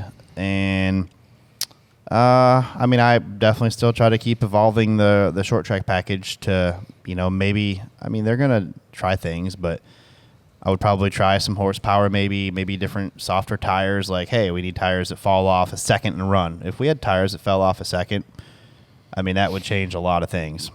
If they're falling off, guys are going to figure out how to finesse and save them, and then you're going to have comers and goers more. So I would probably work on some products like that. My first 3 things I would change is add more horsepower, and add more horsepower. I would change the playoff system to where it's a 3-race playoff. I hate to disagree with TJ. The tires have to be better. Tires have to wear out. I don't know. They don't need to be better. They just need to be worse. They need to be worse. There needs to be more fall off. But just not to agree with him completely. Obviously not ideal, but scrap this car and somehow figure out a way to get more closer aligned to what the Xfinity package is. And then the last thing I would do is triple the spotter's salary. If I had to guess. That's a great idea. Okay, well, let's be a little bit more realistic. I'm the Zar. I can do whatever the I want. That's right. You're the CZAR. Oh, boy. Scissor. You can't probably. Master of Flight wants to know. This last one's from Master of Light. Was that guy just need his own segment? Is it Master of Light? Master of Light is the fastest podcast listener on the planet. Is it not Master of Flight? Because he 3 minutes after the podcast drops, he said it's the greatest podcast he's ever heard. He is a great confidence. I love him. If you're having a rough day. Him and Kevin. Wonder what speed he listens to it on, like 32X. It sounds like the Micro Machines guy back in the day. He sounds like TJ saying, "Hey, it sounds like you consumer cellular." How about your death rap? You ever do any more of that? I can't do on that fire today, by the way. I would my pants if I did that right now. Your pants? Did you ship apparently your pants? the Goat on Fire Big hit. Big hit. we need an album, I guess. So you need an album, but Oh, please don't. I can't do that. Please We'll get Tim's to mix a new intro. Yeah. We'll pull it. Yeah. What was your favorite win as a spotter, and how much of an impact did it have on you to be a better spotter in future races? TJ. oh man, there's a lot. I don't know if I can narrow it down. Obviously, Daytona 500, Homestead with Dale Jr. The Michigan win in that Batman car was really special that day. I think also with Dale Jr. That was I don't know. That was just a big emotional win. You know, there's a lot of big wins, man. I don't know. Hell, every one of them's big. I know. Like you win. I mean, that Martinsville to get us into the championship Final Four in 2018 when nobody had us in there, and then winning there in Homestead. That's big. 2 out of the last 4 races, but I don't know. It can go all the way back to the Xfinity days. I won my first race with Brad at Bristol in the JRM stuff. I mean, these races are hard, and they're all really special. I mean, I made a list of all the tracks I had been fortunate enough to win at. I can't find it. But you know, when you talk about winning, I talked to Chandler yesterday, and I don't know that he wants this public. Hopefully, he doesn't get upset about it. But he won the race in Phoenix without anybody there. His dad wasn't there. He goes to every race. His wife wasn't there. She goes to damn near every race. And he said he almost started crying at Victory Lane because he was, even though he won the race, he felt alone. Like he's in one of the biggest moments of his racing career so far, and it just goes to show you, like, to put a win in perspective, Casey, is hard to do. I would probably go back to the first win I ever got as a spotter, which just so happened to be the 6th race I had ever spotted in my life. Bristol Motor Speedway, 2001. We won with the Wood Brothers, and Elliott started from the backstretch, which nobody had ever won from there. He started 38th, I believe. Nobody had ever qualified that poorly and won. The Wood Brothers, in their 50-year history at the time, had a gazillion wins. They had never won Bristol. And to get to Victory Lane and see Elliott with his first Cup win, and to see Eddie and Lynn Wood in there, and Leonard Wood and Glenn Wood, and man, just to have an opportunity to come from Pageland, South Carolina, win a Cup race with the Wood Brothers, freaking awesome. And I'll never forget that night. We went and cooked a steak, and we went to test the very next day at Martinsville, Virginia for 2 days. And I mean, to TJ's point, they're all awesome, but that was probably my favorite. You know what? Probably wasn't that a fuel mileage deal too? So it was even more. So we had 100. It wasn't really a fuel mileage thing. We just had 100 and something laps on our tires. Yeah, but something so guys pitted for tires, and we elected not to pit. And we came out and we were running second. And Kevin Harvick was leading the race, and he had a tire go down. He had to pit. We inherited the lead, and we held off John Andretti. So it was really cool. That goes from like, okay, this is gonna be a really good run, guys. So like, holy I won the race. I remember that was a challenge. You remember one of the video games? Remember? It was like they would give you certain challenges, and it was like, all right, you're Elliott Sadler. You're leading with 1,000 laps on your tires. You got to try and hang on forever now. Jeff Gordon was coming on new tires. He finished 3rd. It's crazy. I can't remember what happened yesterday, but I remember this. John Andretti in a 43 car. So you ran 1-2 with a 21-43, which was awesome. And Jeff Gordon, by the way, is coming on new tires. But, yeah, dude, that was pretty awesome. For me, it's my 2 Cup wins with Bubba. Personally, my favorite one is Talladega because like that. I know everybody says it was rain shortened, but that was the hardest I had to spot in my life because you never knew when the checkered flag was going to fall. Yeah, I'd like that one back. You're blocking your ass off for 3 laps instead of because you don't know exactly when the last lap is. So personally, for me, that was my favorite. But as a team and as somebody that's been with Bubba for 15 years now, the Kansas win just validating the fact that you can't. There's no more. Oh, it was a rain win. You never won. Yada yada yada. He went out there and dominated that race. So that was just a kind of a icing on the cake moment for us there. So it's between those two. It's so funny though. Like Jeb Burton, we won the race at Talladega, and it was rain shortened. Dude, I don't discount that at all because we knew rain was coming. Yeah. We knew we had to fend off every single run that was coming from behind us.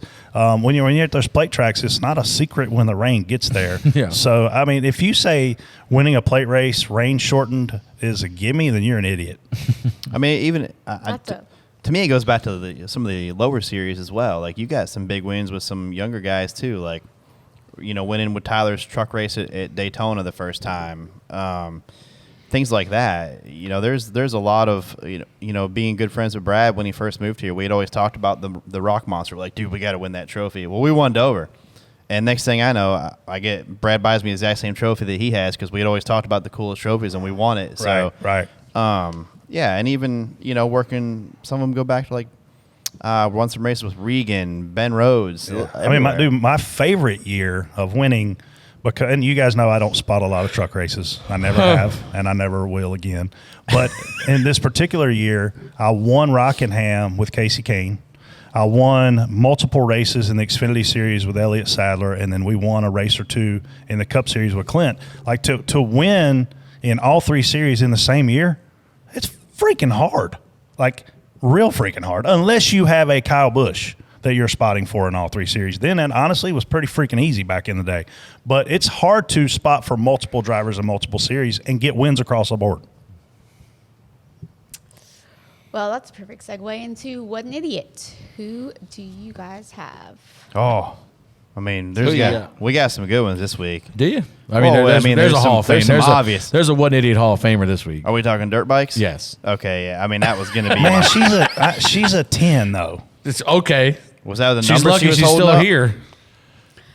Oh, man. All right, so this chick, this monster chick, monster girl, monster lady, what do you call these people these days? Sign girl. I want to be politically it was like correct. sign girl or card girl. What do you call that in dirt bike racing? You call it a 10 where I'm from. But this lady goes running across the track in the middle of the race. So that's I sent you what the happens interview, is, right? yeah. So what happens is It's 100 in Pageland, just so you know. 150. So they I don't know, like, listen, I don't know enough about it, but I know that they don't. I know enough that you don't run in front of a dirt bike. But like, you're obviously confusing because they take off and drive into turn one or whatever from a different, but then like they don't use that same lane. So I don't know if that got confusing or what. But when I seen that video and she's just kind of with the signboards walking out there, and here they come. Like, what do you think went through her mind when she turned her head and saw the whole field coming at her? Oh, the leaders! Like, here come the. Like, God. Yeah, that. She. And then my favorite part of it, like, here's she's why too hot to be an here's idiot. why I'm giving her the award, because her interview, she just said something like, I don't know, maybe I've done that before and there was no problem, but maybe them 450s go faster or something. I mean, duh. Did you see her? Yeah. I mean, I just saw the far away clip. I didn't see what she looks like. Where's up that close. video I see, Freddie? I mean, she just gets clipped and gets knocked down. Yeah. Imagine what she the guys in the dirt she bikes. dove back. Yeah. Oh, she To not dove. get hit. The poor that's guy, the pretty one guy smart. went to the left to go around. It was Looked like they were going to be racing into that corner a little bit too. you got anybody, Brett? My idiot's whoever hit the caution button with the Deegan thing. Unfortunately, it tore up a lot of cars. Derek wrecked by himself. Can he be on that list? Derek's on that list. Derek's my one idiot. Okay. Kraus is your what an idiot? Yeah, and it's had nothing to do with the wreck. People wreck. We just talked about it. Denny Hamlin spun out. Kyle Busch spun out. You can spin out. You can spin out. You can do whatever you want. What you can't do is spin out on lap 5 and then get out after the race and criticize the package and the car and everything else. Like, especially after you come off a good run. yeah, you did a really, really, really good job last week. Yeah. And listen, you make a mistake. It happens. Like we said, other people spun out. People spun out their whole lives. But you can't compound it and get out and start talking shit about the car. Like, that's one of the, if somebody asks you that question, be like, man, I don't know. I wrecked on lap 5. I really didn't get a good read for anything. You know, my car had that. Like, you can't, I get it. It was hard, but just go ahead and keep that to yourself. 10 to 15 times harder than anybody has ever been, is what he said, right? Yeah. I mean, like you say he can wreck lap 5, and obviously he did. But for me, you can't get on the edge that early. You need to run all the laps. You need to gain these guys' trust. You need to gain these guys' respect. I like Derek Kraus. I want him to do well. You can't go out as a rookie and do that. That screws up a lot of things for you. It screws up a lot of opportunities for you. And then you double down on it, to your point. You get out and you're overly critical of the package. Christopher Bell didn't say that from Victory Lane. I think he passed 150 cars. But I don't think it would have mattered. We all probably could have had 750 horsepower, and he still probably will. Brett. my one is the caution guy again. Who's your what an idiot, Casey? Oh, I don't even know. Chad. No, he wasn't home this weekend. I actually haven't seen him. Casey did inform us that Millbridge fires off this weekend. Yeah. I think it's Tuesday. How many cars Chad got going out there this year? About 40? I truly have not seen him. Like the race, he left for I Port beg to differ. City You've Friday. seen him at least the last couple months, I'd imagine. Speaking of Millbridge, the guy I saw at Millbridge when he was starting out, Quapple. Yep. Big win for him on the Cars Tour. Win. Yeah, I thought we almost got it. We almost had a guest this week because I told old Butterbean he which this kid, if you don't follow him on Twitter, like I don't know if you've ever I don't seen think I him. know who Butterbean is. Butterbean. So his name is Brendan Queen. You've probably seen his cars. Cars got a really cool paint scheme that I've seen forever. It's like old game, like an old video game, kind of digitized numbers and stuff like that. He actually announced this week that he's going to drive a truck race for Tricon at North Wilkesboro. So I said, we'll bring you on and talk about it because I've always wanted him to get on here because his personality is amazing. Yeah. Lima Bean? Butterbean. Yeah. Same. So then I was like, man, if you win this race tomorrow, maybe we'll roll it up into one show. But it didn't look like he had a great day. But a lot of guys didn't have a great day. Man. I seen where Nassie and Huffman didn't even make it. Was that right? Like Probably. That's a big field. Wait for the YouTube video. You gotta find the vlog. Blake's over here. He's the announcer. But it looked like a good time. Obviously, I didn't see much of it because we were getting ready to race. But it sounded like who was it? Brent Cruz. Sounded like talking to Rodney last night. Is this true? Brent Cruz was pretty much in control and missed a shift late in the race or something like that. Yeah, that's unfortunate. Brett, you talk about up and coming kids. That kid's got it. He's got it. That kid is real good. Yeah, he is real good. Our boy Jesse Love, top 5 this week. Second place. SVG got a lot of love for finishing 6th. Good run for him. He needs some racecraft still. Like you could see, he kind of makes mistakes, but he's not doing anything wrong. He just kind of gets aggressive on restart sometimes and stuff like that. But he was good. Hocevar is impressive, man. Their race, they were really bad in the race. So for some reason, they were dropping fast. They had a loose wheel or something. Maybe that's when I saw it. But. And then they had but he drove back up. I mean, listen, top 15s in a row. He was good last week, or 2 top 20s. I don't know where he finished yesterday. It might have been 16th. The pressure is on. He was 15th yesterday. 15th. Pressure's on who? All them drivers in that organization over there. The pressure's on Corey LaJoy. Is that what you're saying? I mean, the pressure's on over there. Yes. I mean, and this is and Carson. Listen, we give him shit about stupid mistakes he makes. He's just picking up where he left off. Whatever he drove last year, he drove in the top 15. Or better. He got into 7 when Corey ran the 9. Drove to the top 15 before something happened. He got in the what was he driving at the end of the year? 42. He was flirting around the top 15 a lot of times there too. So he's picking up right where he left off, and he's a talented race car. He still has some moments. The one that's kind of like Zane. I was expecting to be a little better. I know he broke a toe link at Vegas early. Didn't get to see much there. The first 2 races, I don't really count against anybody. No. But I didn't really notice him much yesterday. I don't know if he had a problem again. I know you said he got caught up in one of the wrecks maybe. Yeah. But especially if Carson's running as good as he is, he needs to be at least matching that. Yeah. And Corey was actually, I think Corey was going to, if he doesn't wreck at the end there, he's probably going to come out of Vegas with a low teen finish there, something like that. So Vegas, he showed speed.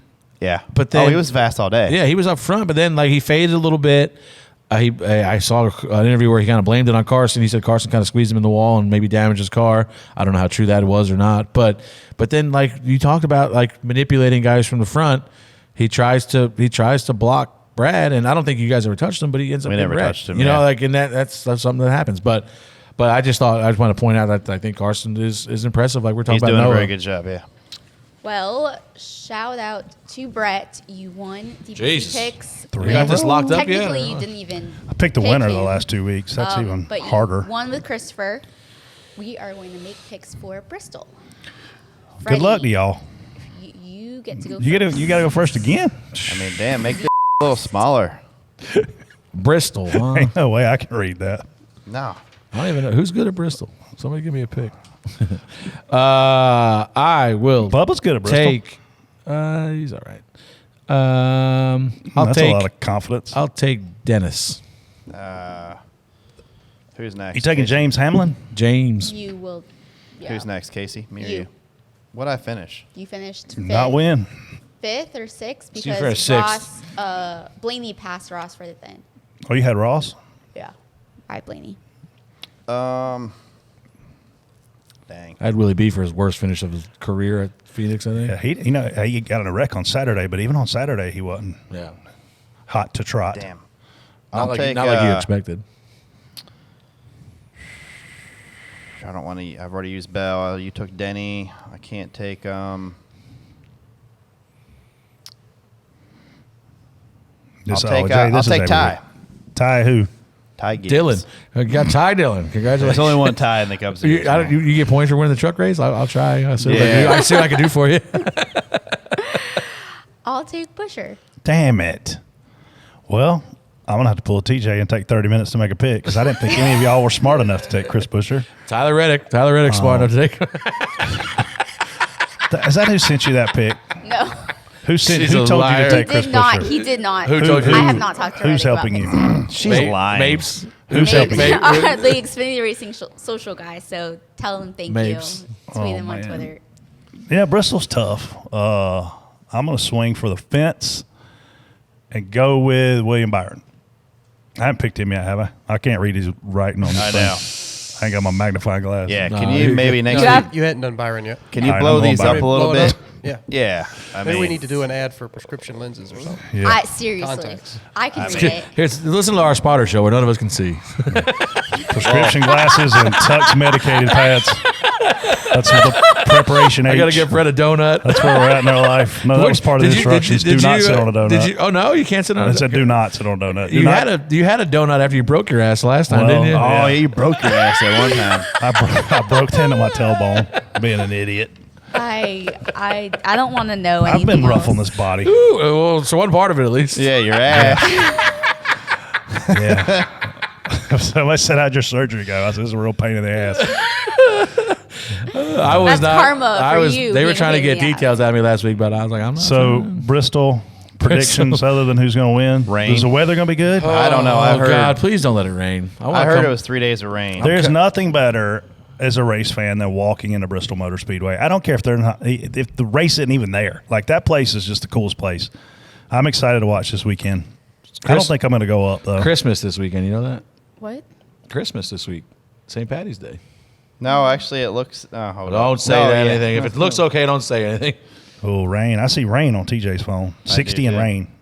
62 degrees on Sunday and 40% chance 40's of rain. not bad. That place dries fast. You guys are going to be fine. Well, we tested rain tires there, so That would be dumb. we're good. That'd be That'd great. be real dumb. If it does rain, I got Eric Jones to win.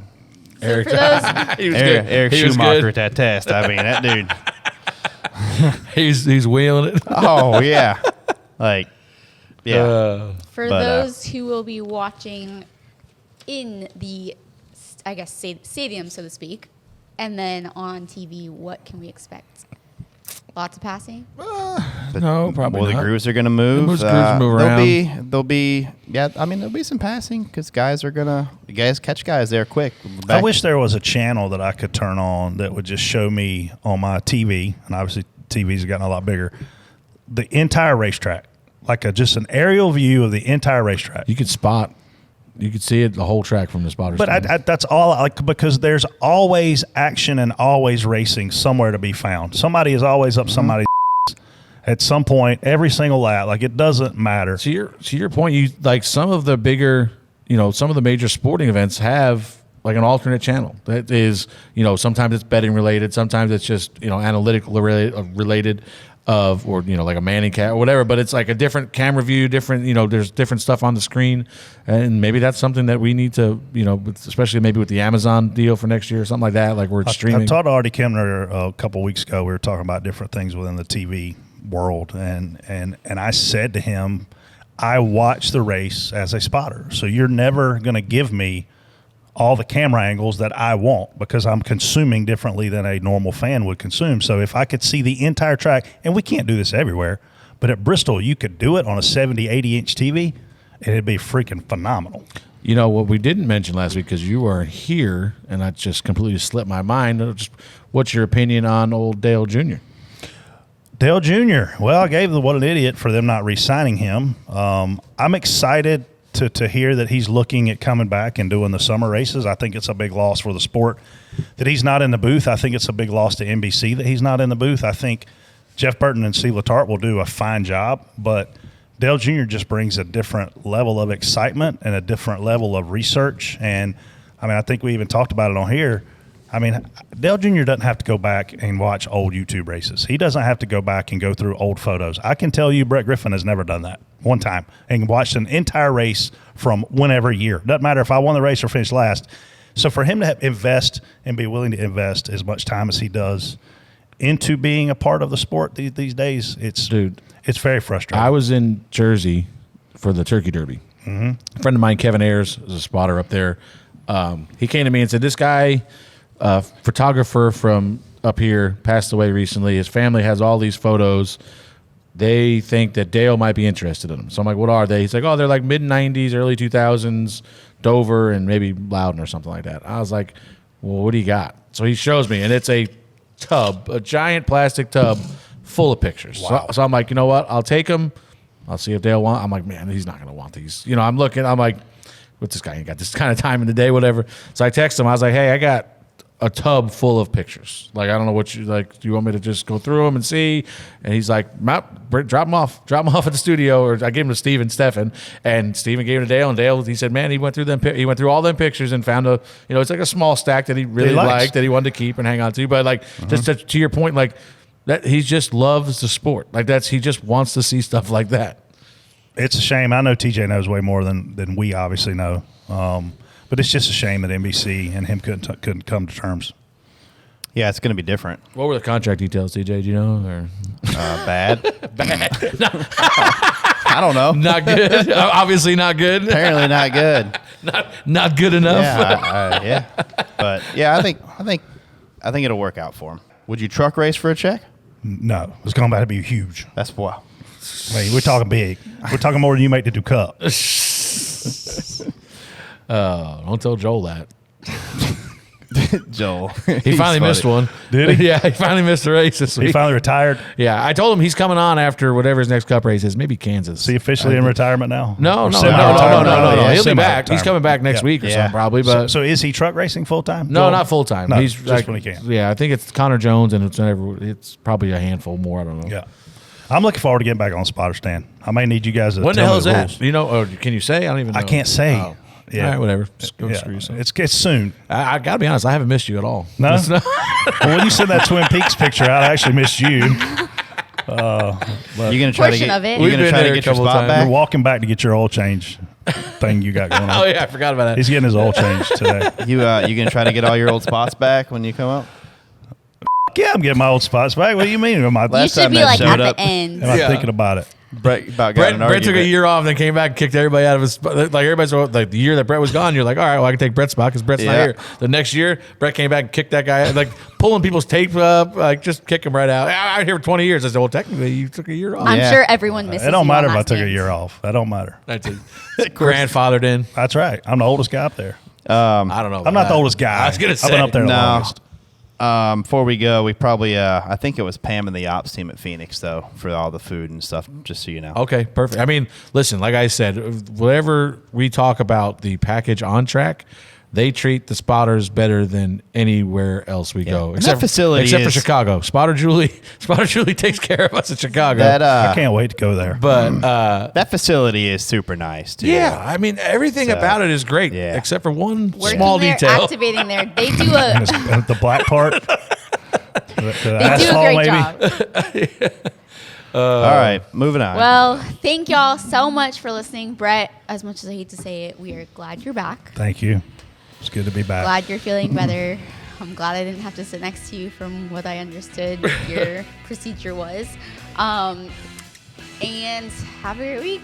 We'll be back. See you after Bristol. Holla. Word.